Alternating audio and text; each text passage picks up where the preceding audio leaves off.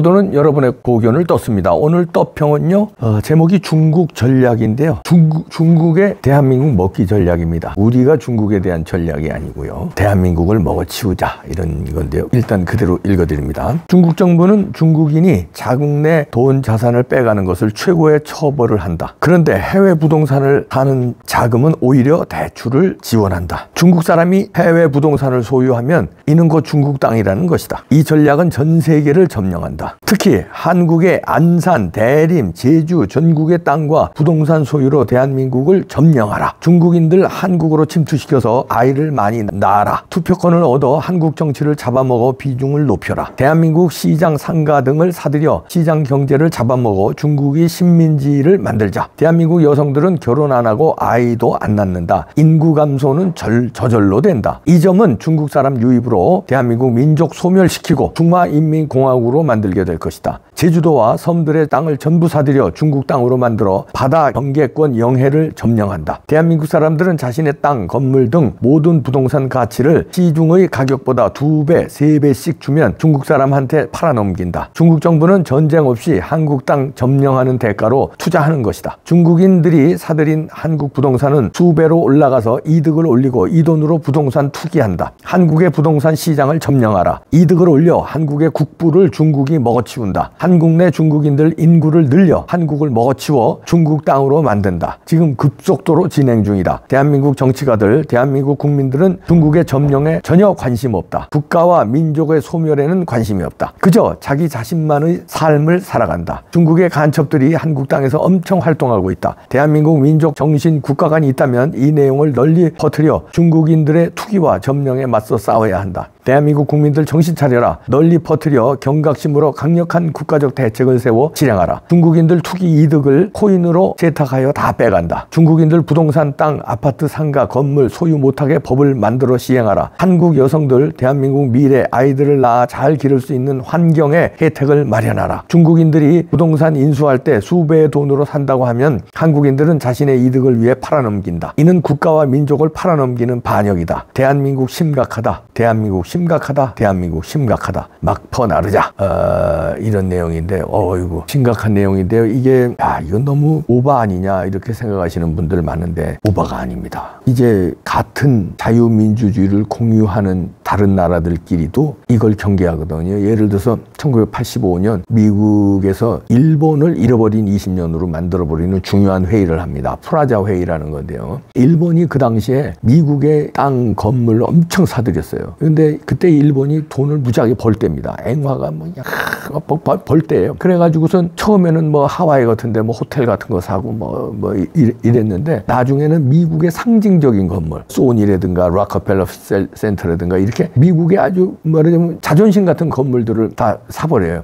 그래가지고 미국이 경고를 합니다. 경고를 했는데도 일본은 기고만장해서 말을 안 들어요. 그때 1985년 프라자 회의에서 환율을 반토막 내버려요. 그래서 잃어버린 20년으로 만드는데 그 환율 반토막이라는 건 이거죠. 지금으로 말하면 도요타 자동차를 5천만 원에 살 수 있는데 환율 반토막 나니까 어때요? 5천만 원 사던 도요타 자동차를 1억에 사야 돼요. 그럼 누가 사겠어요? 한국 자동차 사든지 미국 자동차 사든지 독일 자동차 사죠. 그래서 모든 전자제품이라든가 모든 일본 상품들이 그때 아주 초토화당한 거예요. 그때까지는 일본이 날개도치였는데 왜 제품이 우수하고 가격 싸고 그러니까. 근데 환율 반토막 내는 바람에 완전히 죽을 써가지고 잃어버린 20년을 만들었는데 미국이 그때 왜 일본을 잃어버린 20년으로 만들어버렸냐. 그걸 방치하면 일본의 자본이 미국을 잠식할 거다. 그러면 주인이잖아요. 자유민주주의 국가에서는 그 땅을 사고 그 건물을 사면 그 주인이 되는 거 아니에요. 근데 미국 땅에 일본 주인들이 많아지면 어떻게 되겠어요? 그래서 같은 자유민주주의 체제고 우방국인데도 동맹국인데도 불구하고 제재를 하는 거예요. 그래서 미국을 지키는 거예요. 그리고 멕시코에서 막 이민 넘어오잖아요. 일자리를 막 뺏는다니까 트럼프가 어떻게 담을 세워버렸잖아요. 법 이민 못 내려오게. 합법적으로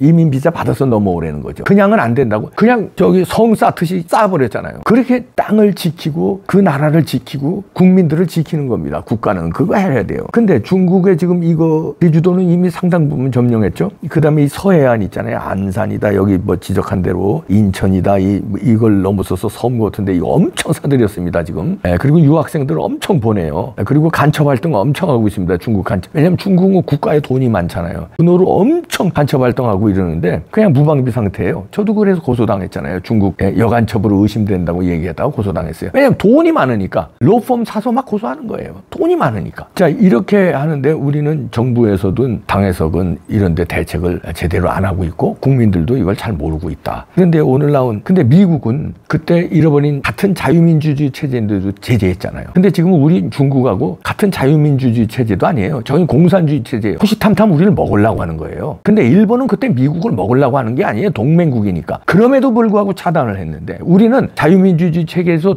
공산국가의 이런 땅 사기, 아파트 사기, 사람 사기 이걸 하는데도 막지를 못한다. 그러면 나라를 뺏기게 되는 거예요. 나중에는. 중국 속국화되는 겁니다. 그런데 그때 미국은 그걸 막았잖아요. 85년에 프라자 회의로 일본을 막았는데 미국은 왜냐 힘이 있으니까 막았어요. 서방 G7 재무장관들 불러서 그걸 통과시킬 힘이 있었으니까 막았는데 우린 힘이 없잖아요. 그럴 힘이 없어요. 그럼 어떻게 해야 되겠습니까? 철저하게 대비를 해야 돼요. 그래도 막을 뚱말뚱인데 무방비 상태다 이런 얘기인데요. 오늘 나온 뉴스를 또 충격적인 어저께 나왔군요. 충격적인 뉴스가 SK 하이닉스가 중국의 파운드리 사업 지분을 49% 매각했습니다. 하이닉스 이거 반도체 우리 국가 기반 산업이에요. 지금 우리가 국부 창출의 제 1등 공신이 반도체 아닙니까? 반도체 하면 삼성하고 SK 그러니까 주력 기업인데 SK 하이닉스 그 주력 기업 대한민국의 주력 기업이 중국에다가 지분을 49%를 남겨줘요. 이건 미친 짓 아닙니까? 이 뉴스 보고 깜짝 놀랐는데요. 중국 국영기업입니다. 그것도 일반 중국은 뭐 공산주의 국가니까 우시산업발전집단이라는 WIDG라는 이 국영기업의 49.9% 이거 거의 50% 아닙니까? 남겨버렸어요. 4,740억 원에 넘겼습니다. 이야.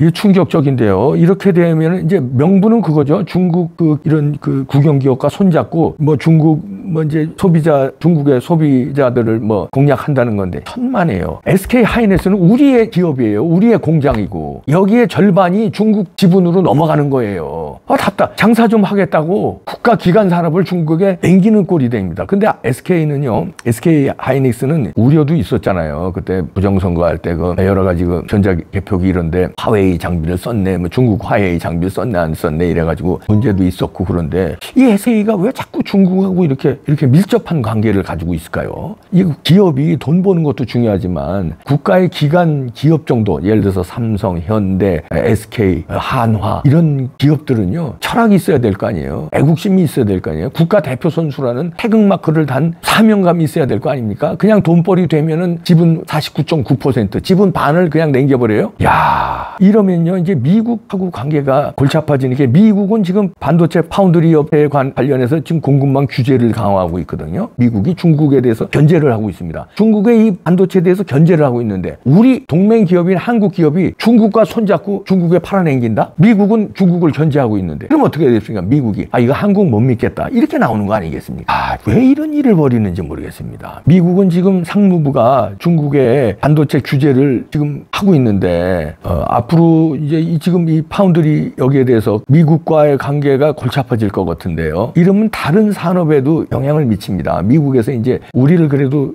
동맹국으로 보고 어느 정도 혜택을 주거든요. 중국에는 막 방어막을 치고 이제 불이익을 주면서도 우리한테는 어느 정도 혜택을 주는데 중국하고 우리하고 손잡고 이렇게 기간 산업을 자기네들이 제재하고 있는 기간 산업을 중국이 막 남겨버린다? 그러면 중국은 땡큐지. 왜냐하면 미국에서 제재하고 있는데 한국이 막 우리한테 줘버리니까 50% 가까이를. 그럼 미국이 제재해도 한국 이거 파운드리 업체의 이 기술과 이런 공장과 이런 설비로다가 그냥 또 살아나는 거예요. 그럼 미국 입장에서는 어떻게 되겠어요? 중국만 제재할 게 아니라 한국도 제재하려고 덤벼들지 않겠습니까? 그러면 다른 산업에도 영향을 미쳐요. 이렇게 해서 전체적으로 큰 어려운 일이 벌어지는 겁니다. 중국에 먹히는 거 그렇다고 당장 무슨 중국이 우리를 다 통째로 먹겠습니까? 그건 아니지만 야금야금 이렇게 먹기 시작하면 중국의 경제 속국화되는 거예요. 대한민국인데 사실상 알토란 같은 기업들이 다 중국 자본이고 또 알토란 같은 땅들 다 중국 사람들이 뒤에 주인이고 건물들 한국 사람들은 중국 사람들한테 임대료 바치고 거기서 장사하고 이런 꼴이 나오는 거예요. 이제 답답하네요. 이 전략을 중국은요 우리나라뿐만 아니라 딴 나라도 많이 써요. 동남아시아 이런 데 많이 쓰는데 거기들은 멍청해서 당한다고 그래요. 그리고 큰 타격을 못 받아요 걔네들은. 근데 대한민국은 타격을 받잖아요. 왜? 미국하고 동맹국이니까. 미국은 중국을 견제하는데 왜 우리가 중국을 손잡는 그리고 냉겨버리니 큰일 났습니다. 농산도 그렇고요. 네. 이제 한 건물 개인들도 중국 사람한테 파는 거 좀 각성해야 돼요. 돈 좀 더 준다고는 막 팔고 이러면 안 됩니다. 그런 것도 좀 제재를 할 필요가 있지 않나 봅니다. 외국인한테 팔 때는 뭐가 이렇게 꼼꼼히 좀 쳐다보는, 예를 들어서 중국 같은 좀 우리하고 이렇게 좀 적성국 비슷하게 좀 우려가 있는 나라하고는 왜 이걸 살라고 그러는지 꼼꼼히 따져서 팔게 하는 허가 절차, 이런 게 등기 절차 이런 게 좀 까다롭게 해야 되지 않나 봅니다. 이거 위험해지는데요. 걱정입니다.